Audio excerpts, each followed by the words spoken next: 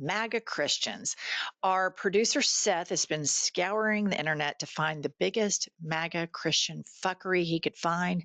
Kylie, let's play the first clip. Absolutely treason 100%.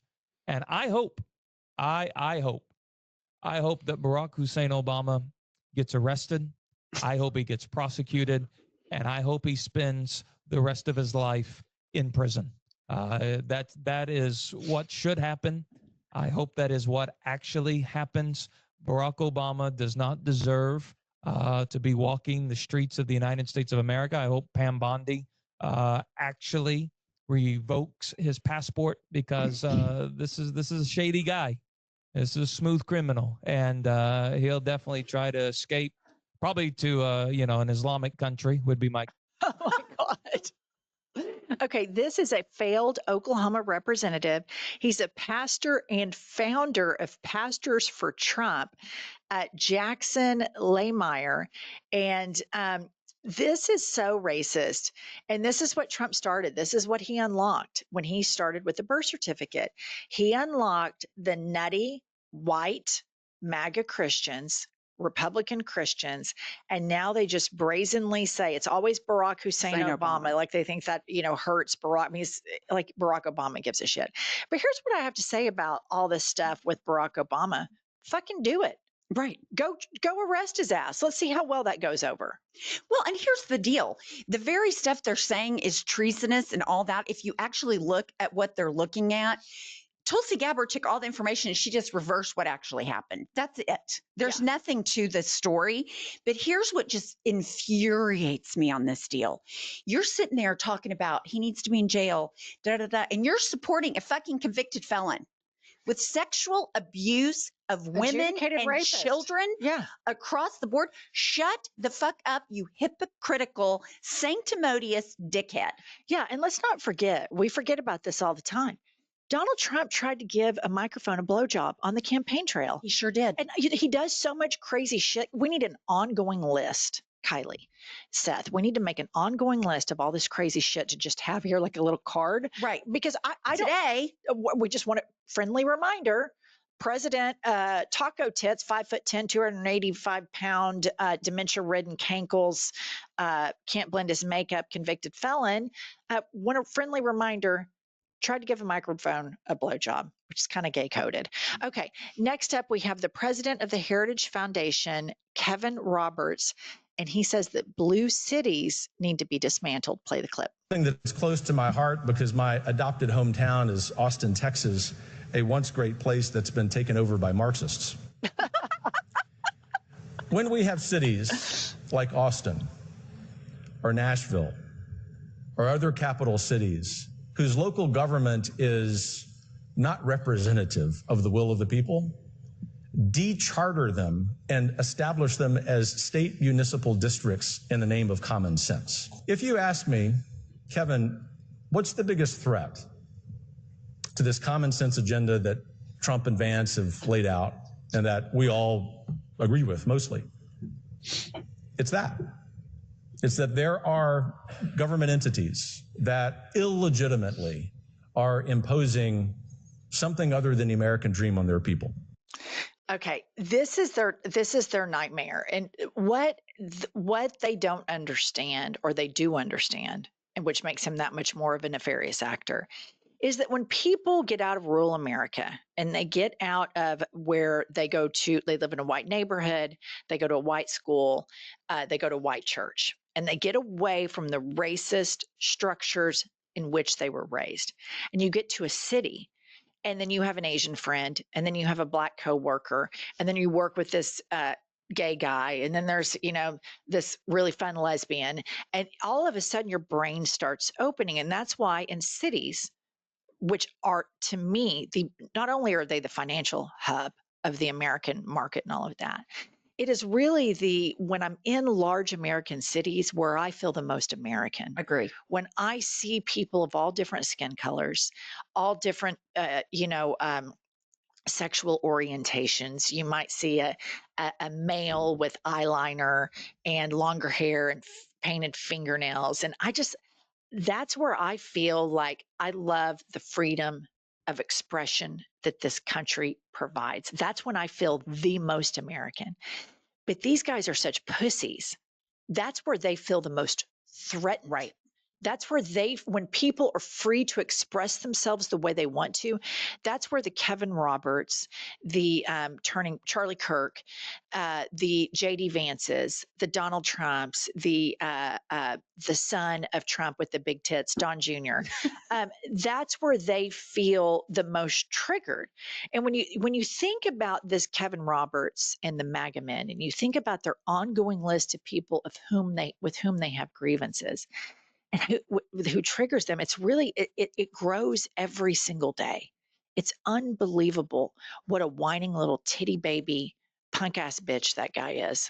Well, the list is everybody except rich white men. And I ask this man who is so triggered by everything except him, if you delegitimize all these cities, who's going to pay for your bullshit? Because rural America doesn't make any fucking money. Right. They depend on the blue states and the blue cities. And I will say this, if I was going to be a whack job like him, and I think this is a legitimate thing, you should have you should be required to have some type of nuanced understanding of the United States of America and the principles it's built on before you get to say stupid shit like this. Because the reality is we were not built on Christian values. We were built on the separation of church and state, and they're trying to skew it. They're trying to get rid of the Department of Education because they like dumb people. Well, yes, because they're easier to manipulate and keep into the fold. They fall if your core value is, a black and white worldview, then critical thinking is painful for you.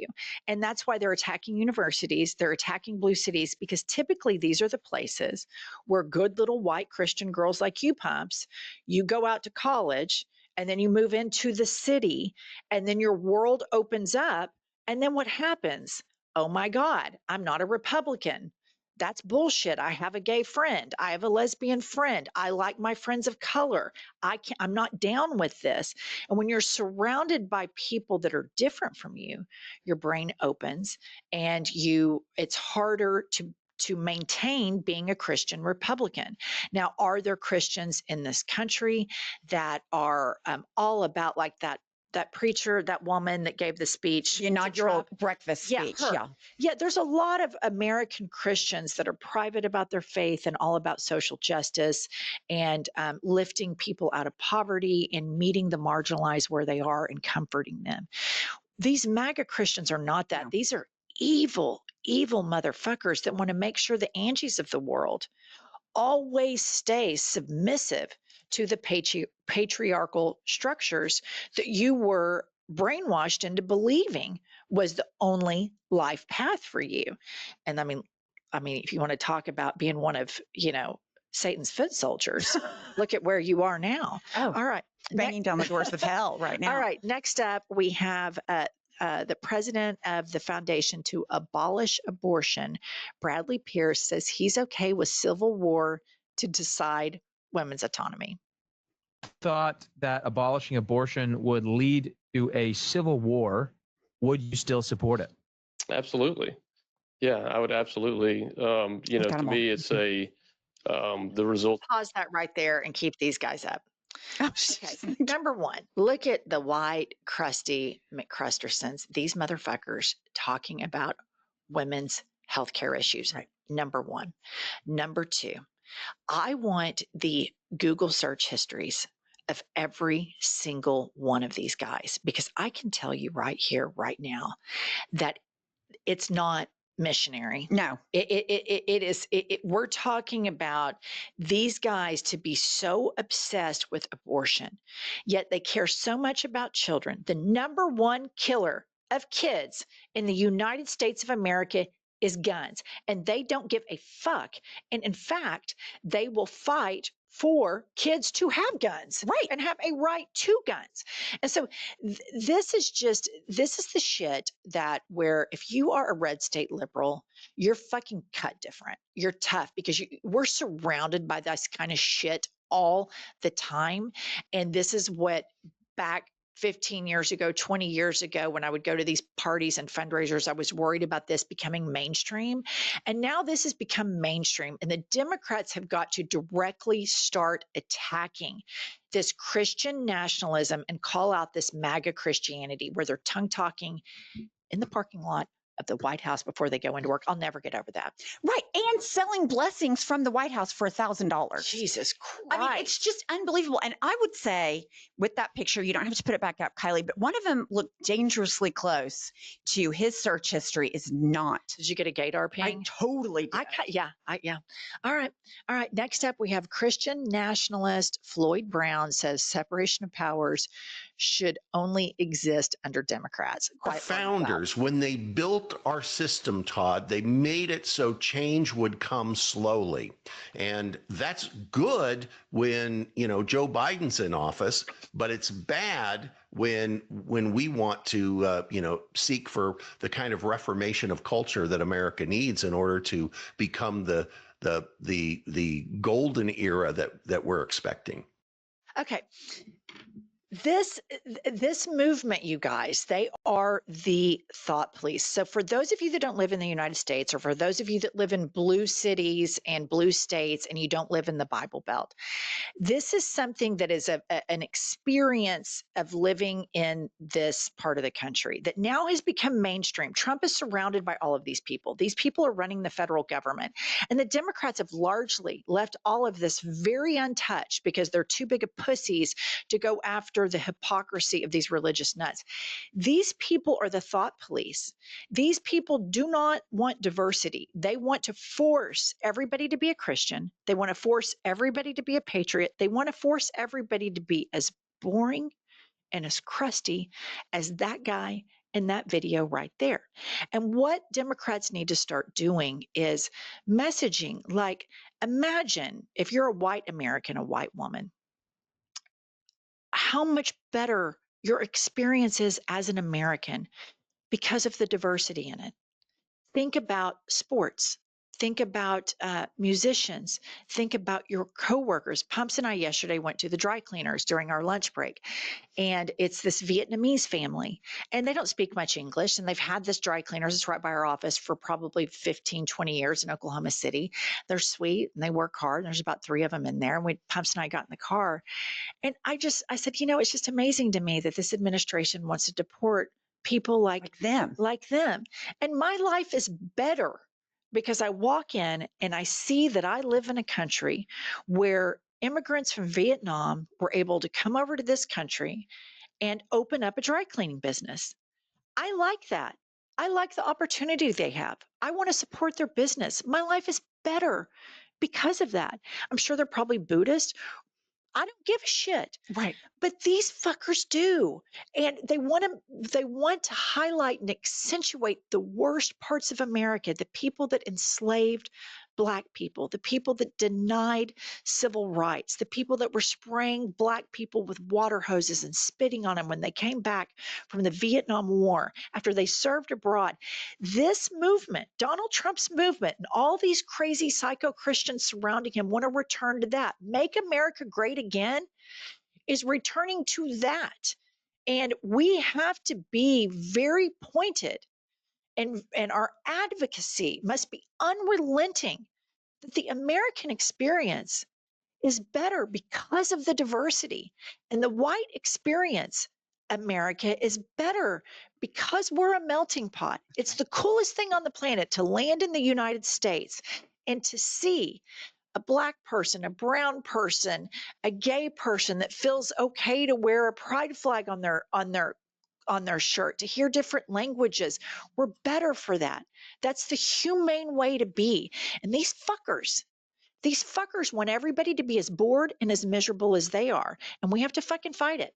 I agree. And what he says the golden age is where women stayed in the home and submitted to her husband because they want control. They want control of gay people, Black people, brown people, women's bodies.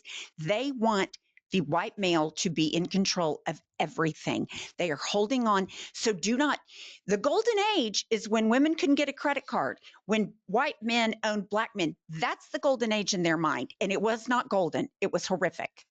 I completely agree. I completely agree.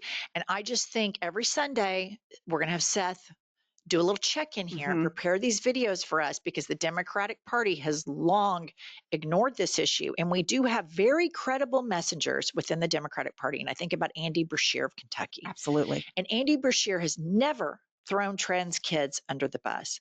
And in fact, he has used his faith to say to his constituents, as a Christian, I cannot bully these trans kids. It's not, my faith tells me to support them and not judge them. And so it's going, I mean, Pumps and I, two atheists sitting here browbeating these people. But it's going to take credible messengers within the faith of Christianity to call them out, for it to penetrate with independent Christians, to understand that not only is this a coup of the United States of America, but this bastardization of your religion. I mean, I would argue, as a person who studied this for a long time, Christianity has always had these bad actors. That's how they justified slavery. That's why Black Americans are Christian right now, because their slave owners would show them the Bible and say, God's commanding you to be, this type of slave. And then there were commands about how to treat your slave. But I mean, I could go on about that forever.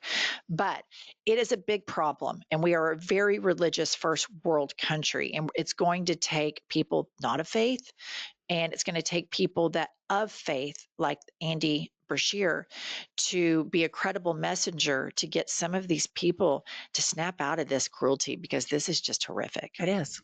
All right, buy our book. Life is a Lazy Susan of Shit Sandwiches. It's really actually, Pumps talks about her wake up of, she was raised, hellfire, damnation, fundamentalist Christian, and how she deconstructed her faith. And I think that we've received a lot of feedback from our listeners of people who have done the same. It's a really, really interesting story. And I think a lot of people experience this, because I think a lot of people grow up and then they come out of their childhood and they suffer from religious trauma. So buy our book. The link is in the bio. It's a great way to support us. Subscribe to our channel, because we want that 1 million subscriber trophy from YouTube. We want that fucking trophy, you guys. We want it. All right. We'll see y'all later.